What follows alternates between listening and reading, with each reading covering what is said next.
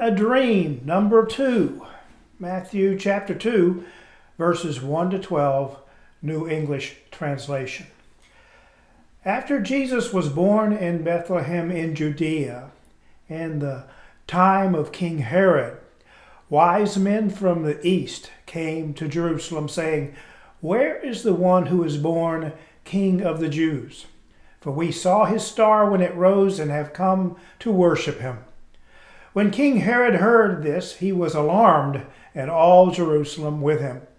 After assembling all the chief priests and experts in the law, he asked them where the Christ was to be born. "In Bethlehem of Judea," they said, "for it is written this way by the prophet, 'And you, Bethlehem, in the land of Judah, are in no way least among the rulers of Judah, for out of you will come a ruler who will shepherd my people Israel.'"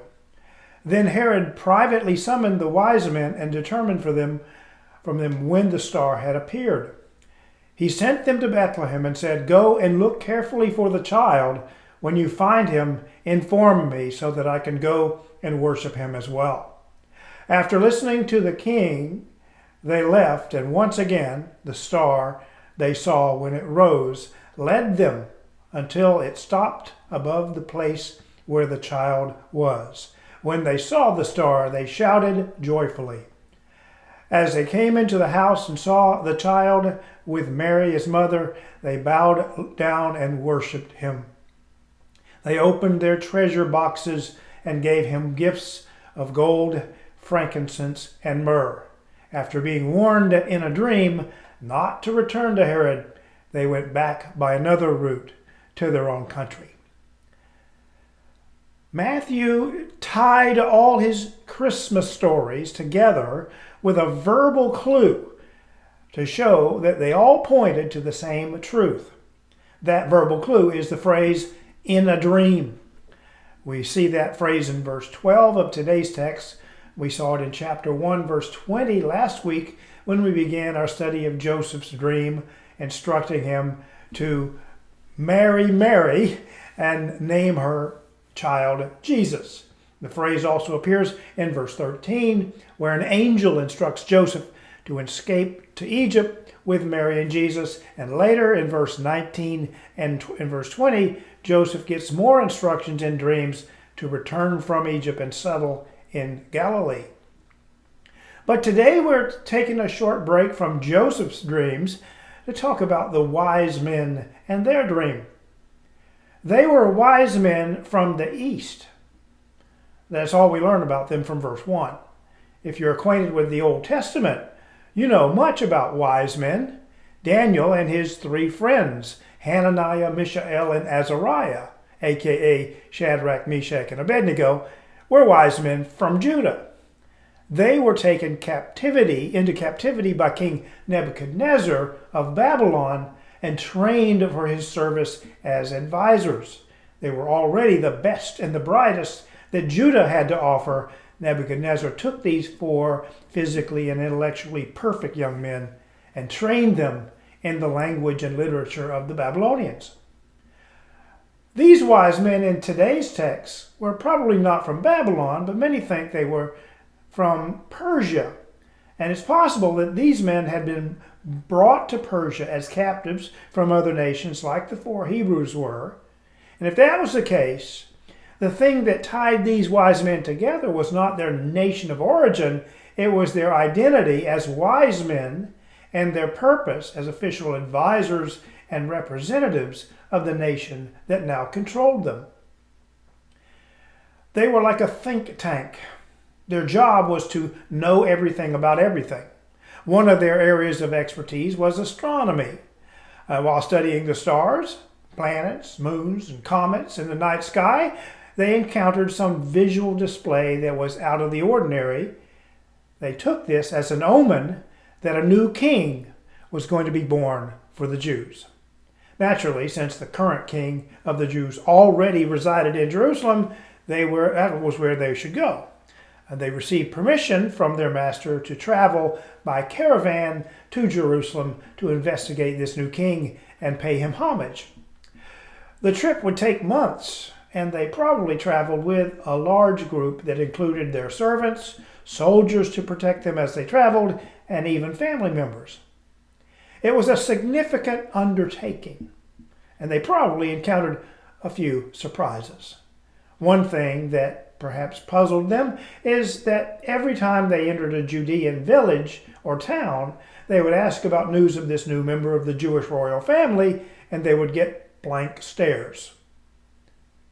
That would puzzle them because they probably expected to be greeted by joyful inhabitants, anticipating the arrival of this new royal. They could not understand why Jerusalem would want to keep such news secret. They came to Jerusalem to worship Christ. When they finally got to Jerusalem, they discovered the city was just like the villages. Everyone was doing business as usual, and no one knew that a new king had been born. So since they were an official delegation of the king they represented, they booked an appointment at the palace of Herod the Great.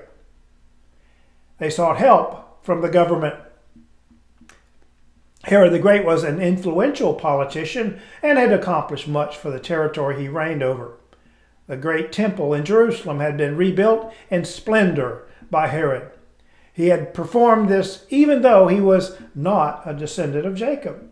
He was an Idumean, a descendant of Esau. Like his ancestor, who had traded his birthright for a bowl of stew, Herod was more interested in the here and now than he was in the future. He was more interested in practical things than spiritual things. Herod was also a fierce man. His superior, the Emperor Augustus, had recently joked that being one of Herod's pigs was better than being one of his sons. But the joke was actual.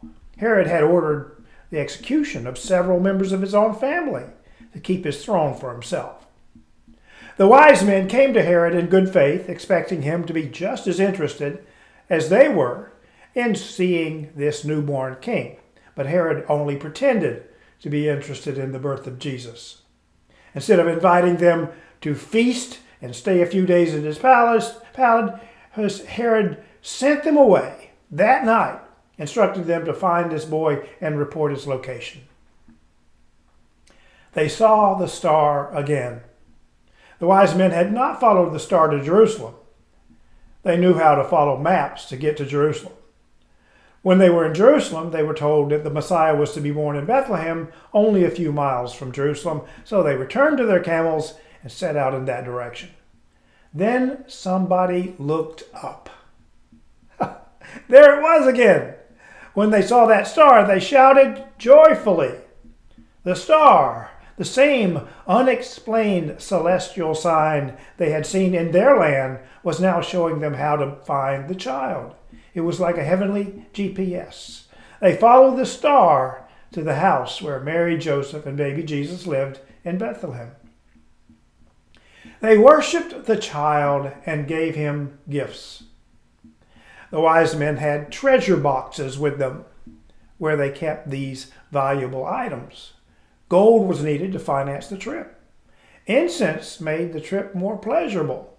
Myrrh aided in the healing of some sore spots caused by camel humps. So it was understandable that these men would have these items on hand. But they brought plenty extra because they wanted something to give to this new king to ingratiate him with their king. Incidentally, we don't know that there were only 3 wise men. People have guessed this because there were 3 different kinds of gifts. The text says there were treasure boxes, so there may have been a box for the gold, or one for the frankincense, and one for the myrrh. The more significant thing about the gifts is that they were visible expressions of worship. At Christmas, we give gifts to those whom we value. The story of the wise men's visit is a helpful addition to our Christmas stories because it expresses the truth about Jesus. In Luke's Christmas stories, the angels spoke to shepherds, and the shepherds visited him. But those shepherds were all local. They were raising sheep that would eventually become sacrifices at the Jerusalem temple. The shepherds are low-class Judeans. But the wise men are high-class Gentiles. Among those two groups, all of us are represented. Jesus is not just the King of the Jews. He is the King of Kings. He is the Lord of all. They were warned in a dream not to return to Herod. These wise men may have been a bit naive about Herod, so God intervenes. At least one of these wise men gets a dream instructing them to return home and not go by way of Jerusalem. Herod did not know the actual location of this house in Bethlehem. We learn in the next section that Herod is enraged that these wise men have outwitted him. He had planned to have Jesus killed privately. Now he would have to risk killing a few newborns to protect his throne. The dreams we see in Matthew's Christmas stories all have one purpose. They all protect Jesus. Joseph's first dream protects Jesus by securing a foster father for him. The dream in today's text protected Jesus by hiding his location from Herod, who wanted to kill him. Next week's dream protects Jesus by taking him out of Herod's jurisdiction all the way to Egypt.